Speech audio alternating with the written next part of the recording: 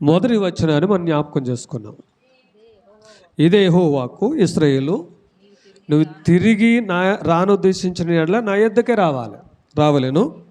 నీవు ఇటు అటు తిరుగుట మాని ఏ క్రియలను నా సన్నిధి నుండి తొలగించి సత్యమును బట్టియు న్యాయమును బట్టియు నీతిని బట్టియు యెహోవా జీవముతోడని ప్రమాణము చేసిన యెడల జనములు ఆయన యందు తనకు ఆశీర్వాదము కలుగుననుకొందురు, ఆయన యందే అతిశయపడుదురు. వాక్యం దేవుడు దీవించును కాక. ఇప్పుడు ఇర్మియాతో దేవుడు మాట్లాడుతున్నమాట. యెహోవాకు ఇదే అంటే ఏంటి? దేవుని యొక్క మాట ఏంటో తెలుసా? ఇశ్రాయేలు అంటే అర్థం ఎవరు? ఇశ్రాయేలు అంటే అర్థం ఏంటి?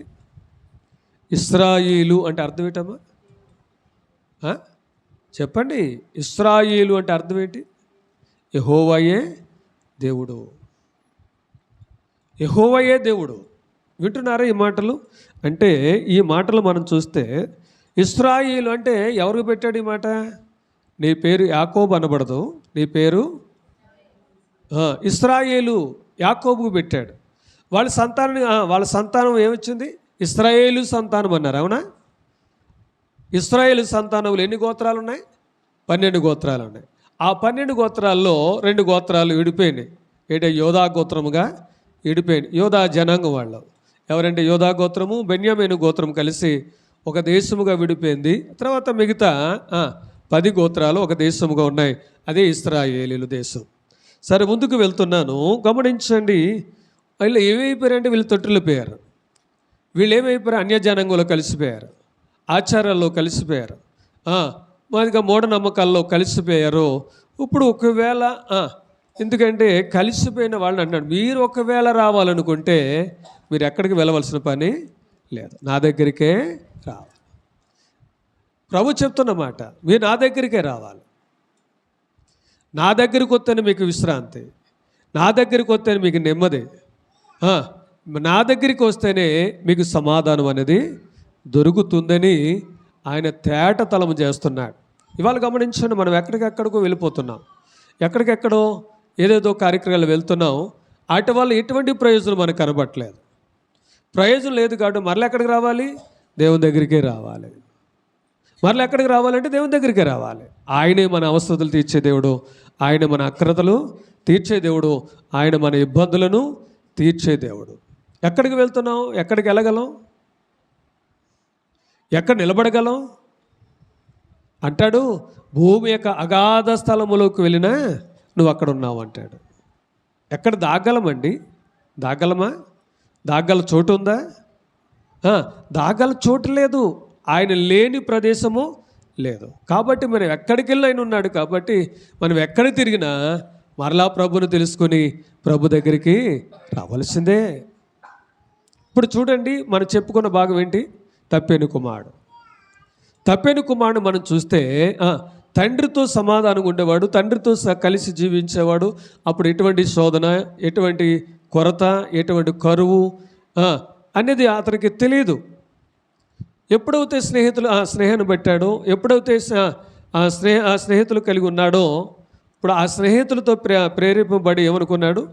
తండ్రితో తగాద పడడం ప్రారంభించాడు, దెబ్బలాడడం ప్రారంభించాడు. లాస్ట్కి ఏం చేశాడు? నా ఆస్తి నాకు ఇమ్మన్నాడు. ఇస్తే నేను ఎక్కడికో వెళ్తాను, నేను బాగుపడతానని తండ్రితో దగాతెంపులు చేసుకుని ఆస్తిని పంచిపెట్టుకుని, అంటే తన ఆస్తిని తను తీసుకుని ఎక్కడికి వెళ్ళాడంట? దూరదేశం వెళ్ళిపోయాడు. దూరదేశం ఎక్కడికి అంటే తండ్రికి అందని ప్రదేశానికి వెళ్ళిపోయాడు. ఇంకా ముందుకు పోతే తండ్రి యొక్క తలంపు రాని ప్రదేశానికి వెళ్ళిపోయాడు. అక్కడికి వెళ్ళేదో బాగుపడదాం అనుకున్నాడు, అక్కడికి వెళ్ళేదో నేను ముందుకు వెళ్దాం అనుకున్నాడు. కానీ ఎక్కడికి వెళ్ళినా అతను బాగుపడే స్థితి లేదు. కారణం ఏంటంటే తండ్రి యొక్క సహవాసాన్ని విడిచిపెట్టాడు. తను స్వయంగా నిలబడదాం అనుకున్నాడు, బాగుపడదాం అనుకున్నాడు, తన కాళ్ళ మీద తను నిలబడి ఒక స్థితిలో ఉందాం అనుకున్నాడు. కానీ తండ్రి యొక్క సహవాసాన్ని విడిచిపెట్టిన ఆ చిన్న కుమారుడు బాగుపడడం పక్కనెట్టండి, అతడు ఎక్కడిగా చెడిపోయి పందులు తినేపట్టు దగ్గరికి వెళ్ళిపోయాడు. వింటున్నారా? తండ్రితో ఉన్నంతసేపు ఏ లోటు కనపడలేదు, తండ్రితో ఉన్నంతసేపు ఏ కొరత కనపడలేదు. తండ్రితో ఉన్నంతసేపు అది లేదు ఇది లేదు అన్నది లేదు. ఎప్పుడైతే తండ్రి యొక్క మాటను పక్కన పెట్టి తండ్రి యొక్క సహవాసాన్ని విడిచిపెట్టి దూరంగా వెళ్ళిపోయాడో అక్కడ తన పతనం కనపడుతుంది. అక్కడ తన పతనం కనపడుతుందండి. ఎలా పతనం అవుతున్నాడు అక్కడ కనపడుతుంది. ఇవాళ పతనం అవుతూ అవుతూ ఎక్కడికి వెళ్ళిపోయాడంటే, గమనించండి, పందులు తినే పండు దగ్గరికి వెళ్ళిన తర్వాత తండ్రి గుర్తొచ్చాడు. అప్పుడు అనుకున్నాడు, నా తండ్రి ఇంట అనేక మందికి సరిపడే ఆహారం ఉంది, పనివారు ఉన్నారు, కాబట్టి నా తండ్రి దగ్గరికి వెళితే నాకు ఇటువంటి సమస్య అనేది ఉండదని ఏం చేశాడంటే తండ్రి దగ్గరికి వెళ్ళడానికి సిద్ధపడ్డాడు. అంటే ఎక్కడికి తిరిగినా కానీ చిన్న కుమారుడు కాడకి ఎక్కడికి వచ్చాడు? ఎక్కడికి తిరిగినా కానీ చిన్న కుమారుడు ఎక్కడికి వచ్చాడండి? తండ్రి దగ్గరికే వచ్చాడు. ఇవాళ వింటున్నారా? మనకు మనం సంపాదించుకున్నది ఏది లేదు, మనం కూడగట్టుకున్నది ఏదీ లేదు, మనము ఆరోగ్యాన్ని సంపాదించుకున్నది ఏదీ లేదు. అది దేవుడిస్తేనే కానీ మనం ఏమీ కూడా చేయలేం. ఇవాళ గమనించండి, నాకు నేను సంపాదించుకున్నానన్న వాళ్ళు ఏదో ఉన్నారు. ఏనా డబ్బు నువ్వు సంపాదించగలవా? బిడ్డలు నువ్వు సంపాదించుకోగలవా?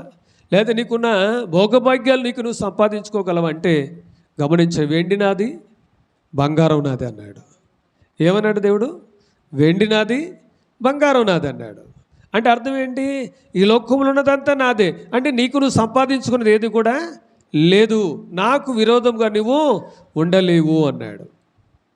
అంటే గమనించండి, దేవుడు లేనిదే మనము లేవు, దేవుడు లేనిదే మన జీవితం లేదు.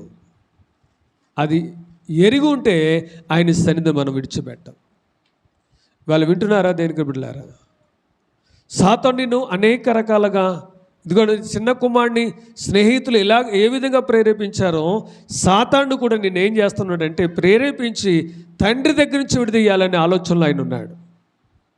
తండ్రి దగ్గర నుంచి విడిదీయాలి, నిన్ను పాడు చేయాలనే ఆలోచనతో సాతాను ఉన్నాడు. వాడికి నువ్వు లోబడుతున్నావు అంతే. కడకు గమనించండి, వాడిని ఎక్కడ తీసుకువెళ్తున్నాడంటే పాతాళానికి తీసుకుపోతున్నాడు. ధనవంతుడు లాజర్ని జ్ఞాపకం చేసుకోండి.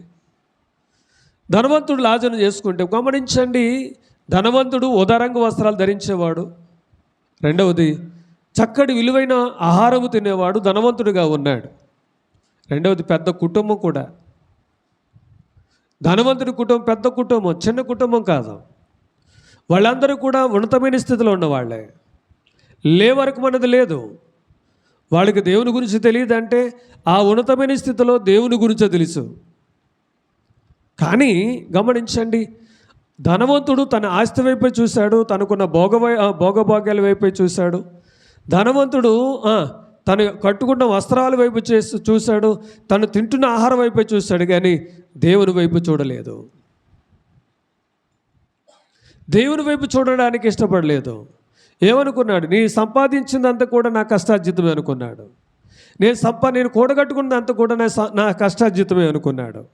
ఈ లోకంలో నేనేది సంపాదించుకున్నాను అది నా తెలివితేటల వల్ల నేను సంపాదించుకున్నాను అనుకున్నాడు, కానీ దేవుడిచ్చాడని అనుకోలేదు. దేవుడు నా మీద కృప చూపించాడు కాబట్టి ఇది నేను సంపాదించుకోగలిగానని చెప్పుకోవడానికి వీలులేని పరిస్థితుల్లో అతను జీవిస్తున్నాడు. గమనించండి, తిన్నంత తింటున్నాడు, మిగిలినంత ఏం చేస్తున్నాడు?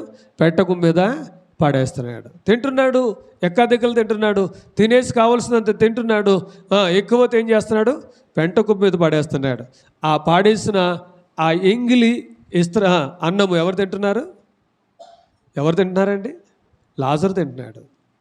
లాజరు తిని బ్రతుకుతున్నాడంటే ఎంత అన్నం పడేస్తున్నాడండి, ఎంత అన్నం పడేస్తున్నాడు. ఇవాళ గమనించండి, ఇవాళ ఇది వరకు నూకలుంటే అన్నం వండుకుందాం అనుకున్నవారు మీ తల్లిదండ్రులు.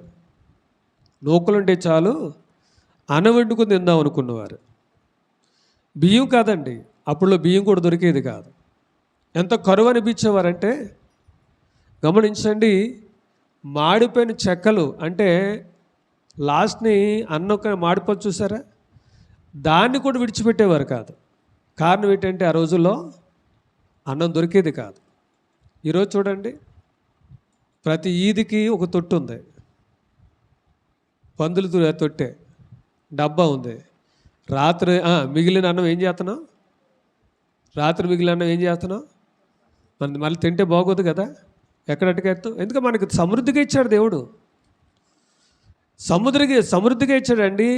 వండినంత వండుకుంటున్నావు, తిన్నంత తింటున్నావు, మిగిలింది ఏం చేస్తున్నావు? పట్టుకెళ్ళి పడేస్తున్నావు. ఇది వరకు అలా ఉండేది కాదు. వింటున్నారా? నేను సీతంపేటలో వాక్యం చెప్పడానికి వెళ్ళాను.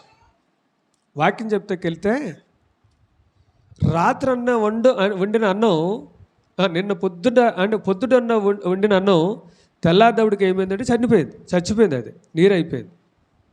వాళ్ళు ఏం చేశారు తెలుసా? ఆ నీరైపోయిన అన్నం నీటిలో వేసి శుభ్రంగా కడిగేసి ఆ అన్నం తీసి మెతుకులు శుభ్రంగా పిసికి ఒక గిన్నెలు వేసుకుని ఆవకాయ పచ్చడేసి తిన్నారు వాళ్ళు. లేనోళ్ళు కాదు, ఉన్నవాళ్ళే. ఆశ్చర్యపోయాను నేను.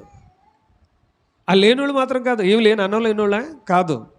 అప్పుడు అన్నాను, ఇదేంటి ఇలా తింటున్నారంటే, ఈ అన్నం లేక ఎంతోమంది ఉన్నారండి. ఈ అన్నం పడేయడం ఎందుకు? ఇప్పుడు చూడండి, ఇప్పుడు ఈ నీటిలో కడిగేసిన తర్వాత ఇప్పుడు ఏముంది, ఆ స్మెల్ అంతా ఏమవుద్ది? పోద్ది. ఇప్పుడు దాన్ని పిసికి గట్టి చేసి ఆ పక్కన పెట్టడం, అదే గిన్నెలు వేసుకుని పచ్చడి మొక్కేసి తినండి, ఎంత బాగుంటుందో అన్నాడు. ఇంకా ముందుకు వెళ్తే ఇంకొకసారి చూశాను, దాన్ని ఏం చేశారు తెలుసా? శుభ్రంగా కడిగేసి ఏం చేశారు, ఒక బట్ట మీద వేసి ఆరబెట్టేసి ఎండబెట్టేశారు. ఎండబెట్టి దాన్ని ఏం చేశారంటే ఇదేదో అదేంటి ఒక పిండి కింద తయారు చేసుకుని అది మళ్ళీ అట్లు వేసుకున్నారు వాళ్ళు. ఎంతో చూడండి, మనకవుతే అలాంటి అన్నం తినమంటావా అంటాం కదా మనం. ఒకవేళ మన తల్లిదండ్రులు పెట్టారనుకోండి, ఏంటి అన్నం ఏంటి, ఎలా కనబడుతున్నా నీకు అన్నమా? అలాంటి అన్నం కొంచెం నీరు అవుతే చాలు, ఏమవుద్ది, తినం కదా. ఇప్పుడు చూడండి, ధనవంతుడు కూడా మరి ఏ పరిస్థితిలో ఉన్నాడంటే, తిన్నంత తింటున్నాడు, పాడేస్తే ఒక వ్యక్తి బతుకుతున్నాడండి. ధనవంతుడు తినగా మిగిలింది పాడేస్తే ఒక వ్యక్తి బతుకుతున్నాడంటే ఎంత అన్నం పాడేస్తున్నాడండి. కాకినాడలో నేను బైబిల్ ట్రైనింగ్ అవుతుంటే అసలు మాకు ఇట్టిదే 2 హస్తాలు. ఈ హస్తంతో పాటు అసలు గడ్డలుండో ఈడన్నమో ఉంటుంది. ఈ హస్తంతో అయితే ఎంత ఉంటుంది, ఎంత వస్తుందమ్మా? అలాంటి హస్తాలు 2 హస్తాలే వేస్తారు మాకు అన్నం. ఇంకా అక్కడ ఎలా సరిపోద్ది? అసలు ఇక్కడ 3 పూటలు తిన్నాను, 3 పూటలు తినే అలవాటు నాకు. అక్కడికి వెళ్ళాక పొద్దున ఇడ్లీ పెడతారంటే 4 వేసి పెడతారంటే 2.5 ఇడ్లీయే. పోనీ టీ ఎక్కువ పెడతారంటే ఇంత టీ. ఆకలి అయిపోతుంది. సరే మధ్యాహ్నం అట్లా అన్నం పెడతారులే తిందాం కడుపునారంటే 2.5 గిట్లే. ఎక్కడ సరిపోద్ది? దాంట్లో గమనించండి, దాని నిండా ఆ గిన్నె నిండా చారు వేసేసుకుని ఆ అన్నం తింటూ చారు తాగేవాళ్ళం మేము. అందులో కొంచెం మిగిలి నేను చేయి కడుక్కుంటున్నాను, కొంత మిగిలింది. మా డైరెక్టర్ వచ్చి అన్నాడు, ఈ అన్నం లేక ఎంతోమంది బాగుతున్నారు, నీకు అక్కర లేకపోతే వేసుకోకు, మానే అన్నాడు. అంతే, అన్నం నీకు ఎక్కువైతే మానే తినకో, కానీ అన్నం పాడేయడానికి వీలు లేదు అన్నాడు. అప్పటి నుంచి అన్నం పాడలేదు నేను. ఎందుకు ఈ మాట చెప్తున్నానంటే, ఇవాళ గమనించండి, కావలసినంత తింటున్నాడు, కావలసినంత ఉంటున్నాడు, కావలసినంత తిరుగుతున్నాడు, కానీ ఎవరు గుర్తులేదు? దేవుడు గుర్తులేడు. దేవుడు ఇస్తున్నాడు, దేవుడు నా పట్ల కార్యం చేస్తున్నాడు అన్న ఆలోచన అతనికి లేదు. ఇంకా దేవుడు సమృద్ధిగా ఇస్తున్నాడు, సమృద్ధిగానే తీసుకుంటున్నాడు, కానీ ఇచ్చిన దేవుడు మర్చిపోయాడు. ఎవరండి? ధనవంతుడు. ఎలాంటి వస్త్రాలు ధరించుకుంటున్నాడంట? ఆ రోజులు విలువైన బట్ట ఏదంటే, ఈ రోజులు విలువైన బట్ట ఏదండి? కద్దరు మగోళ్ళకైతే. రాత మీకు అయితే కంచి పట్టాను, బెనారస్సాను అవి మీకు ఉంటాయి. ఇప్పుడు గమనించి, ఆ రోజుల్లో పురుషులకి విలువైన వస్త్రం ఏదంటే ఊదారంగు వస్త్రం. ఆ ఊదారంగు వస్త్రం వేసుకుంటే బాగా ఉన్నతమైన వాడు, బాగా ఉన్నవాళ్ళు, కోటీశ్వరు లెక్క అలాంటి వస్త్రాలు వేసుకు తిరిగేవాడు. రెండవది అతను అప్పుడులోనే ఒక డైనింగ్ టేబుల్ ఉండేది. ఇదివరకు అసలు డైనింగ్ టేబుల్ మనకు తెలుసా? గమనించండి, అప్పుడులోనే డైనింగ్ టేబుల్ ఉండేది. ఆ డైనింగ్ టేబుల్లో భోజనం చేసేవాడు. అలాంటప్పుడు కూడా దేవుడు వాళ్ళకి గుర్తు రాలేదు. ఎప్పుడైతే ఈ లోకాన్ని విడిచిపెట్టాడో అప్పుడు దేవుడు గుర్తొచ్చి దేవుని వైపు తిరుగుతున్నాడు. ఎప్పుడండి? లోకాన్ని విడిచిపెట్టిన తర్వాత. ఇష్టానుసారంగా తిరిగాడు, చాలించాడు, చనిపోయాడు. చనిపోయిన తర్వాత ఎవరి వైపు తిరగడం మొదలెట్టాడు? దేవుని వైపు తిరగడం. ఇప్పుడు దేవుడు ఊరుకుంటాడా? బ్రతుకున్నంతసేపు దేవుని గురించి తెలియదంటే తెలుసు. దేవుని వైపు తిరగలేని వ్యక్తి చనిపోయిన తర్వాత తిరుగుదాం అనుకున్నాడు, కానీ అతనికి అవకాశము లేదు. ఇవాళ వింటున్నారా? దేవుడు మనకు ఆయుష్ ఇస్తున్నాడంటే ఏ సందర్భంలో తొలగిపోతున్నామో, ఏ సందర్భంలో దేవుని సన్నిధిని విడిచిపెడుతున్నామో, ఏ సందర్భాల్లో దేవునికి వాక్యానికి మనము మనసు పెట్టలేదో, ఏ సందర్భాల్లో దేవుని సన్నిధిలో మనం గడపలేకపోతున్నామో మరలా అదే సన్నిధిలో మనము గడిపేవారుగా ఉండాలి. ఎప్పుడైతే నువ్వు దేవుని సన్నిధిలో గడుపుతావో, ఎప్పుడైతే నువ్వు దేవుని సన్నిధిలో గడపడానికి ఇష్టపడతావో అప్పుడే నిన్ను ఆశీర్వదించడానికైనా ఇష్టపడతాడు. ఇవాళ వింటున్నారా? నువ్వెక్కడికి వెళ్ళవలసిన పని లేదు. నువ్వు నా దగ్గరికి రావాలి. నీలోనే ఒక మనసు తీసేసుకోవాలి. ఏంటి? అటు ఇటు తిరిగే మనసు తీసేసుకో. ఇప్పటికే నువ్వు స్థిరంగా ఉండి చాలు. ఇప్పుడు వరకు తిరిగావు, నీ ఇష్టానుసారం నువ్వు తిరిగావు. నువ్వు ఎక్కడికి వెళ్ళాలో అక్కడికి వెళ్ళావు, ఏ పని చేయాలో ఆ పని చేసావు, ఏ కార్యం చేయాలో ఆ కార్యం చేసావు. ఇంకా వద్దు వాళ్ళంటే మనసు నీకు వద్దు, దాన్ని విడిచిపెట్టు అన్నాడు దేవుడు. ఎందుకంటే ఒకే మనసు మనం కలిగి ఉండాలి, ఒకే ఆలోచన మనం కలిగి ఉండాలి తప్ప ద్వంద్వ అంటే రెండు మనసులు కలిగి ఈ లోకంలో మనము జీవించలేము. రెండు మనసులు మనం కలిగి ఉండకూడదు.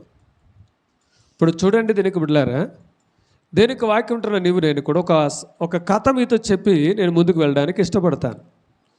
ఒకడంట గమనించండి, ఊరు ప్రయాణం చేస్తున్నాడంట. ఆ రోజుల్లో లాంచీలు తప్ప ఎటువంటి బస్సులు లేవంట. బస్సులు లేకపోతే ఏ వ్యక్తి అయినా ఎక్కడికైనా వెళ్ళాలంటే లాంచీల మీదే ప్రయాణం, పడవల మీదే ప్రయాణం. అయితే అతడు గమనించండి, అతనికి 2 కూతుళ్ళు ఉన్నారంట. 2 కూతుళ్ళు పెళ్లి చేశాడు. గమనించండి, చెరుకు ఊర్లో వాళ్ళు కాపురాలు చేసుకుంటున్నారు. ఇప్పుడు గమనించండి, ఒక ఉదాహరణ మనం చెప్పుకుందాం. ఇటు నిడదోలని, ఇటు రాజమండ్రిని పెట్టుకుందాం. రాజమండ్రిలో కూతురు ఉంటే గమనించండి, నిడదవోల్లో ఒక కూతురు ఉంది. ఇక్కడ మద్దూరులో 2 లాంచీలు ఉన్నాయి బలకట్ రేవులో. ఇప్పుడు రేపు ఊరు వెళ్దామని వచ్చాడు. రాజమండ్రిది ఉంది, నిడదోలది ఉంది. ఏది ఎక్కాలో అర్థం కావట్లే. అంటే ఇటు చూస్తే ఈ కూతురు ఇంటికి వెళ్ళవచ్చు, ఇది చూస్తే ఈ కూతురు ఇంటికి వెళ్ళవచ్చు.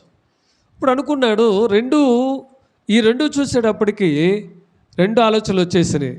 ఎందుకంటే ఎటు వెళ్ళాలో తెలుసుకోలేని పరిస్థితిలోకి వచ్చాడు. అప్పుడు ఏం చేస్తున్నాడంటే అటో కాల్ వేసాడు, ఇటో కాల్ వేసాడు. ఆ లాంచ్ మీద కాల్ వేసాడు, ఈ లాంచ్ మీద కాల్ వేసాడు. అనుకుంటున్నాడు, రాజమండ్రి వెళ్తాను, నిడదలో వెళ్తాను, రాజమండ్రి వెళ్తాను, నిడదలో వెళ్తాను అనుకుంటున్నాడు. అంటే ఆ సంతోషంలో ఆనందంలో మునిగిపోయాడు తప్ప ఈ 2 లాంఛలు అదేంటి తాళ్ళు విప్పుతున్నారు, ముందుకు దూసుకు వెళ్తున్నారన్న ఆలోచనలో ఇతను లేడు. మర్చిపోయాడు. 2 ఆలోచనలు కలిగి, ఇటు నిడదవోలు ఆలోచనలో కలిగి ఉన్నాడు, ఇటు రాజమండ్రి ఆలోచన కలిగి ఉన్నాడు. ఈ 2 ముందుకు వెళ్ళి కానీ ఇడిపోలేదు. ఎప్పుడైతే ఇప్పుడు రాజమండ్రి ఇటు వెళ్ళాలి, నిడదలు ఇటు వెళ్ళాలి కదా, ఒక్కొక్కటి ఏమవుతుంది, విడిపోతుంటే కాళ్ళు సాగుతున్నాయి కానీ ఒక నా మీదకి రాలేకపోయాడు. వెంటనే మధ్యలో ఏమైపోయాడు? పడిపోయాడు. ఎక్కడికి వెళ్ళగలిగాడు అంటే ఎక్కడికి వెళ్ళలేదు, నీటిలో మునిగి చనిపోయాడు అంతే. ఎందుకు ఈ మాట చెప్తున్నానంటే, అందుకే ప్రభు చెప్తున్న మాట, నువ్వు ఉంటేనే వెచ్చగానే ఉండు, లేకపోతే నులివెచ్చని స్థితిగానేనా కాబట్టి నువ్వు ఉంటే చల్లగానే ఉండు, లేకపోతే వెచ్చగానే ఉండు, కానీ నులివెచ్చని స్థితి నీకు వద్దు అన్నాడు. అంటే ఉంటే అటైనా ఉండు, లేకపోతే ఇటైనా ఉండు.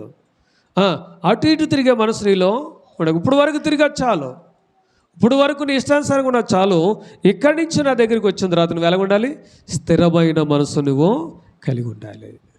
స్థిరమైన మనసు ఎలాగొస్తుంది? స్థిరమైన జీవితం ఎలాగొస్తుందంటే వాక్యం చదివినప్పుడే. 119వ కీర్తన చూడండి, 119వ కీర్తనలో మాట ఉంది. ఆ మాటను చదువుకుందాం చూడండి. గమనించండి, దీని 119వ కీర్తనలో నీ వాక్యము నన్ను స్థిరపరుస్తుంది. 28వ చరణం చూడండి. వ్యసనముల వలన ప్రాణము నీరైపోయాను, నీ వాక్యము చేత నన్ను స్థిరపరచుము. స్థిరత అనేది ఎలాగొస్తుందండి? స్థిరత్వం అనేది ఎలాగొస్తుంది? స్థిరత్వం అంటే ఏంటి? ఒకే చోట ఉండడం కదా. ఇటు అటు అంటే అక్కడ గొంతు ఇక్కడ గొంతు వేయడం. స్థిరత్వం అంటే ఒకే చోట ఉండడం స్థిరత్వం అంటారు. ఇప్పుడు మనము ఒకే చోట ఉండాలంటే, మనం స్థిరత్వం కలిగి ఉండాలంటే ఇప్పుడు ఏం కలిగి ఉండాలి? వాక్యాన్ని కలిగి ఉండాలి. వాక్యాన్ని కలిగి ఉండాలండి. వాక్యాన్ని చదివేవారుగా ఉండాలి. అందుకే 1వ కీర్తనలో మనకి ఏమంటాడు? 1వ కీర్తనలో ఏమంటాడు? యెహోవా ధర్మశాస్త్రం నందు ఆనందించుచు దివారాత్రం దాన్ని ధ్యానించేవాడు ధన్యుడు. ఎవరు ధన్యుడు? వాక్యాన్ని రాత్రి పగలు చదివేవాడే ధన్యుడు. వాక్యాన్ని చదవాలండి. ఎందుకంటే యెహోవా ధర్మశాస్త్రం నందు ఆనందం అంటే వాక్యం చదవడానికి ఉండాలి, ఆశ ఉండాలి. ఆశ ఉంటే తప్పకుండా నువ్వు చదువుతావు. ఎందుకంటే రేపటి నుంచి మళ్ళీ పోటీ పెడతాను కదా, ఎవరు బైబిల్ ముగిస్తారని. ముగిస్తే మరి ఎంతమంది లేస్తారో నాకు తెలియదు. మరలా గమనించిన విలువైన గిఫ్ట్లు ఇవ్వడానికి సిద్ధపడతాను. ఎందుకంటే రేపటి నుంచి ఈస్టర్ వచ్చే లోపల ఏం చేయాలి? బైబిల్ ముగించాలి. ఎందుకంటే మొన్న అనుశావకులు ఇంకెవరమ్మా నీతో పాటు ఎవరమ్మా? నువ్వు బైబిల్ ముగించినట్టు కదా, నీకు ఇచ్చాను కదా పోయినసారి ఇద్దరే, నువ్వును ఇంకెవరో గుర్తురాలేదు అమ్మా. డాగుల శ్రీదేవి గారు, వెరీ గుడ్. గమనించండి, ఇద్దరు పోయిన అంతకుముందు ఏమో 6 బైబిల్ ముగిస్తే గమనించండి పోయినసారి ఇద్దరే ముగించారు. ఆ ఇద్దరికి ఎందుకంటే ఇది వరకు అయితే మామూలు బైబిల్ ఇచ్చాను, కానీ మనసారి టంగ బైబిల్ ఇచ్చాను, తంబ బైబిల్ ఇచ్చాను మీకు కదమ్మా. ఎందుకంటే పక్కనే మీకు ఉంటాయి ఏంటి గ్రంథాలన్నీ కూడా, మత్తయి, మార్కు, లూకా, యోహాను అని పక్కన ఉంటుంది. మీకు నెలుకోవాల్సిన పని లేదు, ఆ పట్టిక చూసి తీసుకోవచ్చు. తంబ బైబిల్ అంటారు దాన్ని. గమనించండి, ఏమో ఈసారి ఏమి ఇస్తాడు దేవుడు నా ద్వారా నాకు తెలియదు, కానీ ఒకటి చెప్తున్నాడు, వాక్యము చదవాలని ఆశ నాకంతే. నేను చదువుతున్నాను, బైబిల్ చదువుతలేదు అనుకోండి, నేను చదువుతున్నాను. నేను ప్రతిరోజు వాక్యం చదువుతూనే ఉంటాను. నా హ్యాబిట్ ఏంటంటే, నా అలవాటు ఏదో తెలుసా? బైబిల్ చదవడమే, ప్రార్థన చేయడం, బైబిల్ చదవడమే. అలా మీరు చదవాలి. ఎందుకంటే వాక్యము చదవడం ద్వారా చంచలన బుద్ధి ఉండదు. రెండవది, స్థిరమైన మనసు దేవుడు మనకు ఇస్తాడు. ఎన్ని శోధనలు వచ్చినా, ఎన్ని ఇబ్బందులు వచ్చినా, ఎన్ని ఇరికాట్లు వచ్చినా ఆయన మనకు స్థిరముగానే ఉండడానికి దేవుడు కృప చూపిస్తాడు. ఇప్పుడు చూడండి, చాలామంది ఇప్పుడు మన పిల్లలు బాగలేదు అనుకోండి, మన పిల్లలు బాగలేదు. ఇప్పుడు చూడండి, మొన్న ఇందాక ముక్కావుల నుంచి వచ్చారు.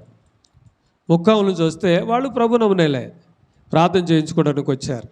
ముక్కావుల నుంచి వస్తే ఆ చిన్నపిల్ల మెడ నిండా తాళ్ళే కనపడుతున్నాయి. అప్పుడు చూశాను నేను, వాళ్ళు ప్రభు నమ్మున వారే. నేను ఎందుకంటే అడిగితే వాళ్ళు ఏమంటున్నారంటే, మా ఆయన కట్టించాడండి, లేదా మా అత్తగారు కట్టించారండి అని చెప్తున్నారు. మరి విశ్వాసం ఏమైపోయింది? మన విశ్వాసం ఏమైపోయింది? దేవుడు బాగు చేయలేడా? స్థిరమైన మనసు కలిగి ఏదైనా శోధన వస్తే, ఏదైనా ఇబ్బంది వస్తే ప్రభు ఉన్నాడు, నాకు ప్రభు ఉన్నాడు. అది స్థిరమైన మనసు కలిగి ఉండాలి. ఒకవేళ నీకు ఏదైనా ఇబ్బంది వచ్చింది, లేకపోతే నీకు అనారోగ్య పరిస్థితులు వచ్చినాయి, నీ కుటుంబంలో భరించలేని శోధనలు వచ్చినాయి, నీ కుటుంబంలో భరించలేని విపత్తు జరిగింది, కానీ దేవుడున్నాడు అనే ఆలోచన నువ్వు కలిగి ఉంటే స్థిరముగానే నిలబడతావు. నా ప్రభు నాకు సహాయం చేస్తాడని. ఇప్పుడు చూడండి, షడ్రకు, మేషకు, అబేద్నెగోలు ఉన్నారు. వాళ్ళు ఎదురుగుండా ఏం కనబడుతుంది? దేవత బొమ్మ కనబడుతుంది. వాళ్ళ ఎదురుగుండా ఏం కనబడుతుంది? అగ్నిగుండం కనబడుతుంది. ఇప్పుడు చూడండి, దేవత బొమ్మకు పూజ చేయలేని వాడు ఎక్కడ పడతాడు?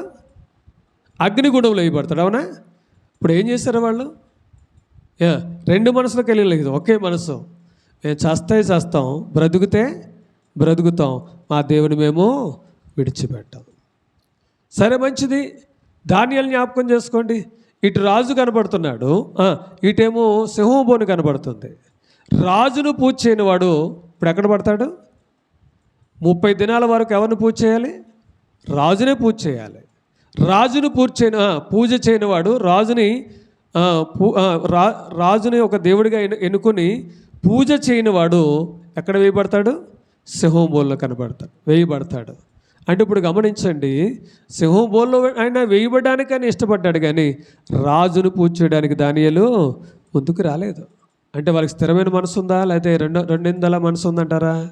స్థిరమైన, ఏదేమైనా పర్లేదు, బ్రతుకుతే క్రీస్తు కొరకు బ్రతుకుతాను, చనిపోతే ప్రభు కొరకే చనిపోతాను. అపోస్తలుడు పౌలు కూడా అదన్నాడు కదా, నా మట్టుకైతే బ్రతుకుడు క్రీస్తే, చావైతే లాభం. అంటే నువ్వు ఇదివరకు ఎన్నో ఆలోచనలు కలిగి ఉన్నావు, ఎన్నో తలంపులు కలిగి ఉన్నావు. నా దగ్గరికి వచ్చిన తర్వాత నువ్వు ఎలాగుండాలి? స్థిరమైన మనసు నువ్వు కలిగి ఉండాలి. అప్పుడే నీ జీవితంలో గొప్ప కార్యాలు చేస్తానన్న దేవుడు. ఇవాళ మనము కూడా నీ వ్యక్తిగత జీవితంలో శోధన రావచ్చు, నీ కుటుంబంలో శోధన రావచ్చు, నీ సంఘంలో శోధన రావచ్చు, నీ సమాజంలో శోధన రావచ్చు, కానీ తొట్టిల్లిపోయే పరిస్థితి నీకు రాకూడదు. నీ వెనక ఎవరున్నారు? నీ దేవుడు ఉన్నాడు. నిన్ను కాపాడడానికి, నేను సంరక్షించడానికి, నేను ధైర్యపరచడానికి, నీ చేయి పట్టుకోవడానికి ఆయన సిద్ధంగా ఉన్నాడు. నీకు శోధన వచ్చినప్పుడు నీ చేయి ఎవరికి ఇవ్వాలి? దేవునికి ఇవ్వాలి. దేవునికి ఇస్తే తప్పకుండా నీ జీవితంలో గొప్ప కార్యాలు చేస్తాడు. ఆ రీతిగా ఉండడానికి దేవుడు మీకు సహాయం చేయనుగాక. ఆమేన్. వీళ్ళు ఎత్తున విడుపులా సాక్ష్యమా? ఏదో ఆ పిల్ల కూడా వాక్యం చెప్తుందేమో అనుకున్నాను నేను.